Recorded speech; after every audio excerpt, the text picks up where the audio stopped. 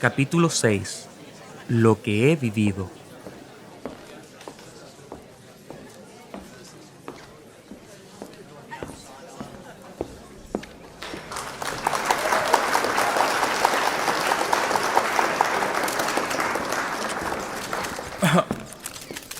Bien, muy buenos días a todos y a todas las presentes. Quiero agradecer primeramente al comité de directores que me ha permitido exponer sobre los acontecimientos que pude vivir en mi viaje a Sectum hace ya varios años. Como ustedes saben, esa experiencia marcó a fuego mi carrera, motivando la producción de múltiples libros referidos a la gran pregunta por los humanos y más bien por el amor humano y sus respuestas. Pues bien, a petición del comité, procederé a darles mis impresiones científicas respecto a lo que he podido descubrir desde aquel viaje hasta ahora. Voy a hablarles de sexo y su vivencia en términos de sexualidad humana. Quiero comenzar planteando la siguiente pregunta, o las siguientes preguntas más bien. ¿Qué sabemos sobre amor, sexualidad? ¿Qué deberíamos hablar sobre ello? ¿Qué es lo sexual? ¿Qué es lo que hace a alguien sexual? ¿Desde cuándo se es sexual? ¿Cuál es la raíz? ¿Sus funciones? Por último, ¿dónde están? ¿Dónde está el sexo? ¿Dónde está el amor? Si han venido acá porque tienen interés en este camino de aprendizaje, deberían considerar algunos puntos para tener un marco referencial. La verdad es que las definiciones respecto a lo que es sexual, por ejemplo, así como el amor, son bastante diversas. También son complejas y dinámicas. Por tanto, si vamos a hablar de esto, más bien de sexo, por ejemplo, les quiero comentar que hay ciertas premisas que aceptar. Lo sexual es inherente al hecho sexual humano. No lo podemos negar. Yo sé, para muchos de ustedes esto es escandaloso, pero a diferencia de los animales mayores, el ser humano ha desarrollado particularidades únicas frente a la sexualidad. Por tanto, he podido definir, ¿no?, que el ser humano ha generado un hecho único que no puede ser reducido a las experiencias de otras especies, aunque la comparación a veces sirve para tener algunos antecedentes valiosos. Tampoco podemos reducir la experiencia del sexo o el amor a neuroquímicos, neurotransmisores, a funciones adaptativas. Esto tiene mucho más que ver con la complejidad que con la simpleza. Curiosamente, la fuerza además que muestra el impulso sexual en el ser humano, así como muchos autores lo han definido, no viene determinado por un sello biológico. Este es un componente necesario, pero no explica en forma suficiente la capacidad humana para realizar las conductas de acercamiento e intimidad, que además es la más variada de toda la naturaleza. Además se da en diferentes y diversas situaciones, muchas veces sin sentido aparente, o si pareciera a la vista de los incautos, es como si este mero impulso se transformara en algo más valioso, más humano.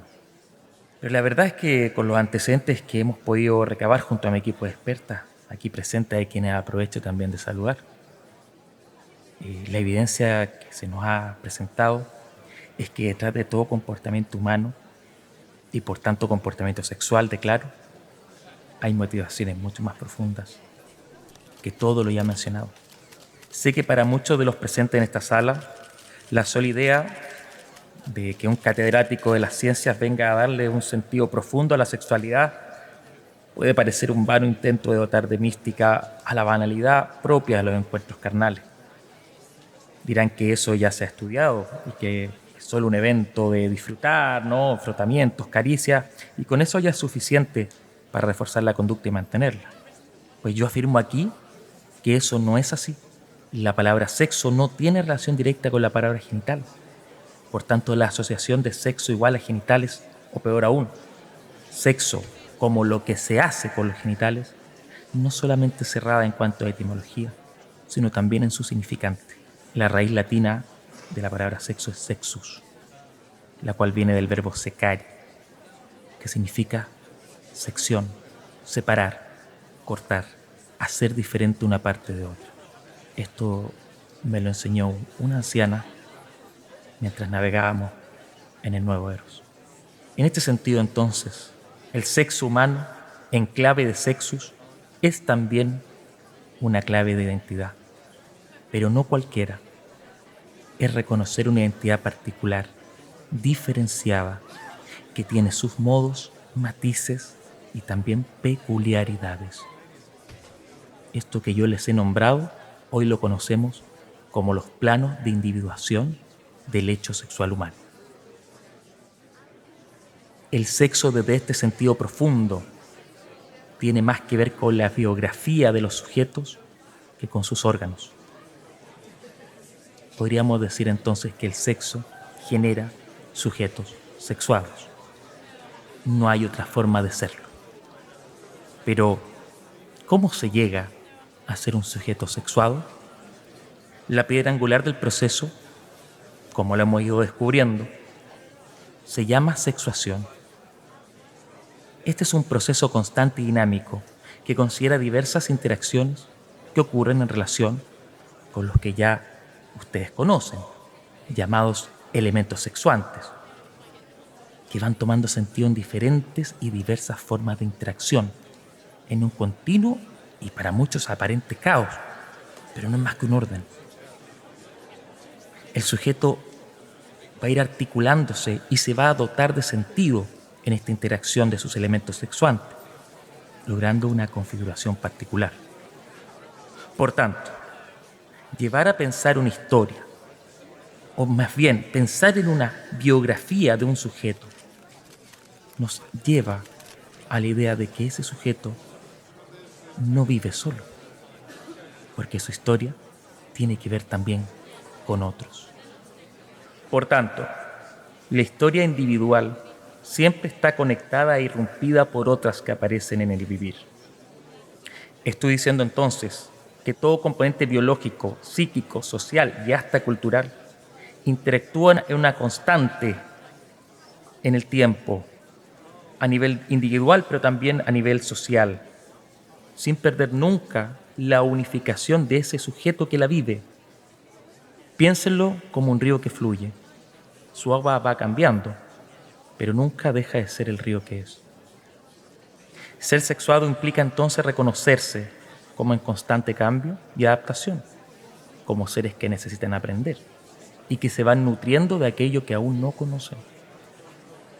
Eso impulsa la curiosidad y, en último caso, la búsqueda de ese algo, de aquello misterioso, de lo que no sabemos que existe pero está. Y eso lo anhelamos de todo corazón.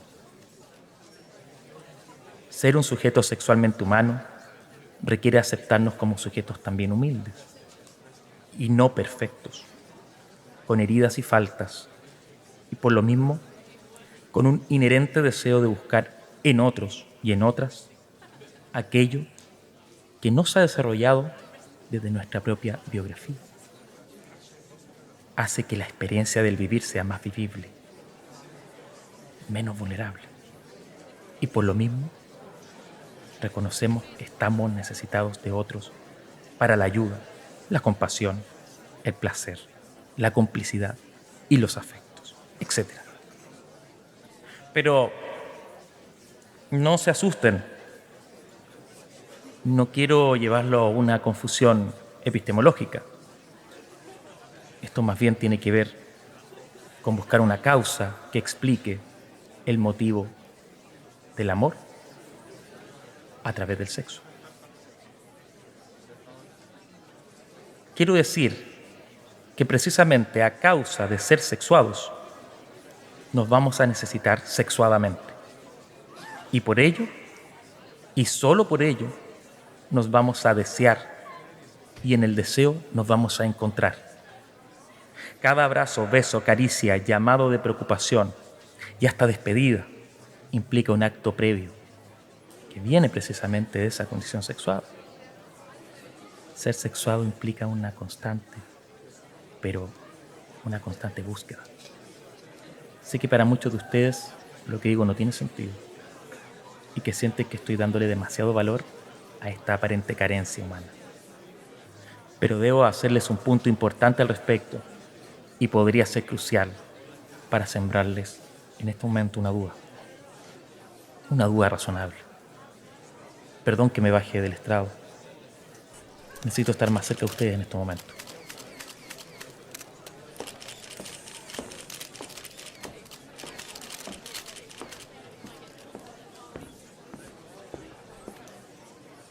¿Tú has amado alguna vez? ¿O has sentido que sin esa persona tu vida hubiera sido menos colorida? ¿Has deseado fundirte en la piel de alguien para sentirte en paz y tranquilo? Pues si alguien lo ha hecho, pues si alguien lo ha sentido, y no solo en el sentido de pareja, digo, con la familia, los padres, los amigos, lo que sea, pues es porque probablemente ha encontrado un trozo de ese tesoro que yo también he buscado desde mi nacimiento. El que lo ha hecho ha sido capaz de ver al otro como un diferente, con una historia que no es la propia, pero que le logra impactar. Entonces, tú has sentido, mejor dicho, has decidido dejar que esa biografía sexuada diferente a la tuya irrumpa en tu existir y te entregue acceso a una nueva experiencia. Y el otro lo ha permitido. Se ha compartido contigo. Es en ese momento, si es que alguna vez lo has tenido, que ambos han puesto de lo suyo y han sentido que hay algo más grande entre los dos. Y sabernos acompañados es un bálsamo para la vulnerabilidad de la propia existencia. Es el encuentro con el otro donde el corte inicial del sexo deja de doler, aunque sea por un tiempo, porque así reconocemos que a pesar de nuestra individualidad, nunca estamos solos. No somos únicos, sino diferentes. Y eso nos gusta, nos da placer, nos hace sentir en calma. Señores, yo también dudé de todo lo que estoy diciendo hoy. Siempre me fue más fácil buscar el sexo en los cromosomas y la sexualidad en las conductas y el amor en el cerebro. El sexo, sin embargo, es una idea que ahora me permite entender que somos diferentes, pero con el mismo dolor. Estamos igual, con el mismo dolor, pero no solos. Quiero terminar esta presentación diciéndoles que he comenzado con una pregunta por el amor y les debo la respuesta. Gracias a mi viaje he podido llegar a ella, o por lo menos a una idea. Si ustedes me preguntan por el amor, mi respuesta es sexo.